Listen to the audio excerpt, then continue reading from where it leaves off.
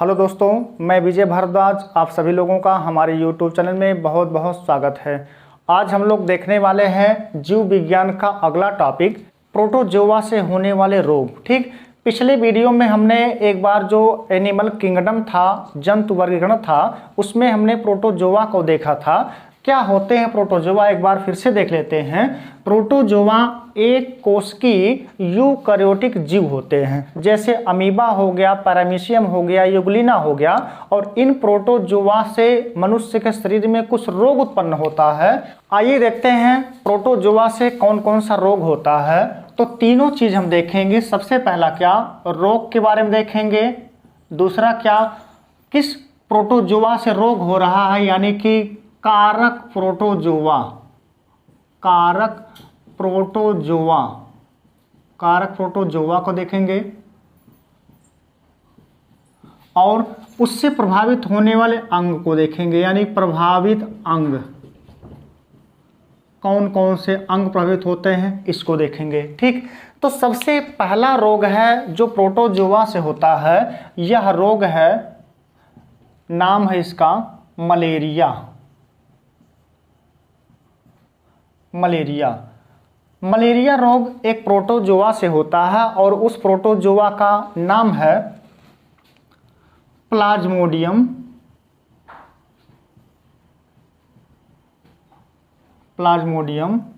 Vivax.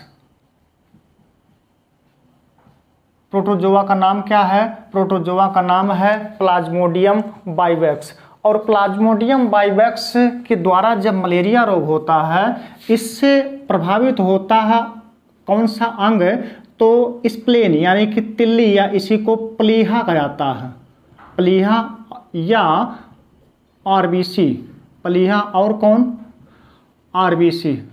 Malaria रोग से प्लीहा और आरबीसी प्रभावित होता है। देखिए कैसे होता है मलेरिया रोग, तो हो किससे रहा है? प्रोटोजोआ से होता है। लेकिन जो ये प्रोटोजोआ है मनुष्य के शरीर में सीधे नहीं पहुंचता है। इस प्रोटोजोआ को कोई ना कोई मच्छर लेके आता है। जैसे आपको डेंगू बताया गया था, डेंगू बुखार के लिए कोई एक वाहक मच्छर था, क्या नाम था उसका?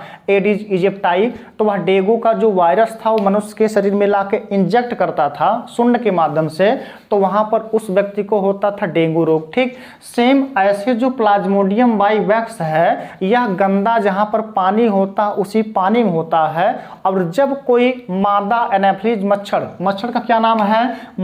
मच्छर का नाम है मादा एनाफिलीज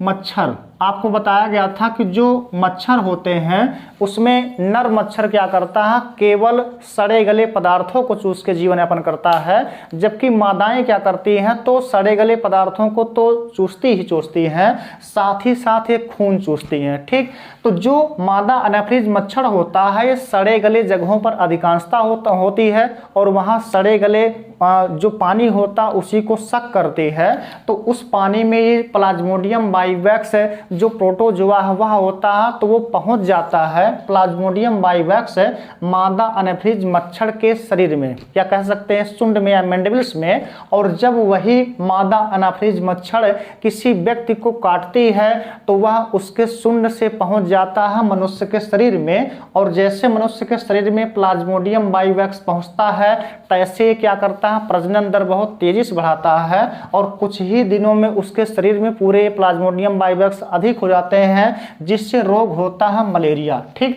तो मलेरिया रोग जो होता है एक प्रोटोजोआ से होता है। नाम क्या है इसका? Plasmodium vivax. ठीक, कभी कभी क्वेश्चन आता है कि मलेरिया रोग की जो दवा आती है क्लोरोक्विन, ठीक, मलेरिया रोग की जो दवा आती है वह किस पौधों के छाल से प्रयोग की जाती है?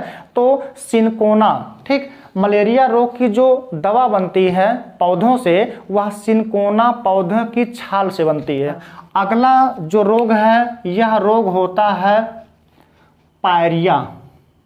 एक रोग है पायरिया जो रोग होता है, इससे जो दांत के मसूड़े होते हैं प्रभावित होते हैं। और जो पायरिया रोग होता है एक प्रोटोजोआ से होता है। उस प्रोटोजोआ का नाम है एंट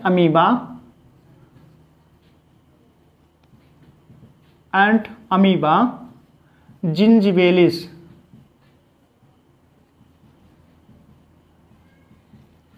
जिसका नाम है एंट अमीबा जिंजीबेलिस। आपको क्या बताया गया कि जो पायरिया रोग होता है वह एंट अमीबा जिंजीबेलिस से होता है और पायरिया रोग से मसूड़ा प्रभावित होता है। क्या प्रभावित होता है? तो पायरिया रोग से मसूड़ा प्रभावित होता है। ठीक, मसूड़ा कहाँ होता है? तो दांतों में होता है। ठीक, अगला जो रोग है यह है पेचिस। तीसरा जो रोग है यह कौन सा है? तो यह है पेचिस। पेचिस जो रोग होता है यह किस प्रोटोजोआ से होता है? तो एक प्रोटोजोआ है जिसका नाम है एंट अमीबा हिस्टोलिटिका। एंट अमीबा हिस्टोलिटिका। एंट अमीबा हिस्टोलिटिका से रोग होता है कौन सा? तो यह होता है पेचिस रोग। और पेचिस रोग में कौन सा अंग प्रभावित होता है? तो आंत।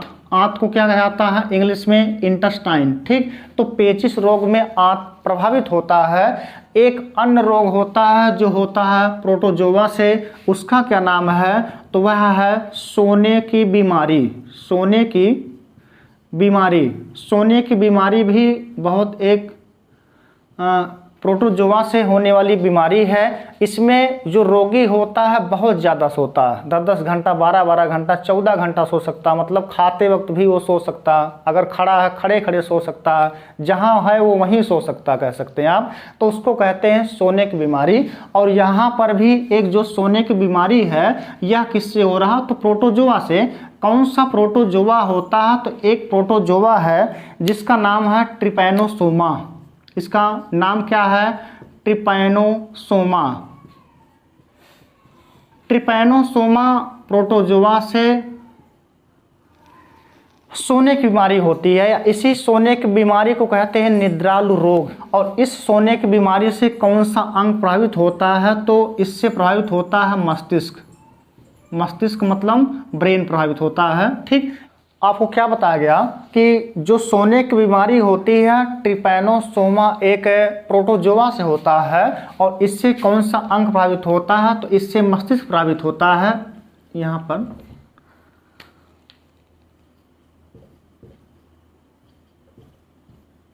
ठीक, उससे क्या होता है? तो मस्तिष्क प्रभावित होता है। आगे कभी कभी क्वेश्चन आता है कि चूंकि जैसे आपको बताया गया कि जो प्लाज्मोडियम बाइवैक्स है मनुष्य के शरीर में सीधे ना पहुंचकर ये पहुंचता है एक वाहक के द्वारा। और वाहक इसका कौन है? जो ढो के लाता है मनुष्य के शरीर में डाल देता है, वह है मादा अनाफ्रीज मच्छर।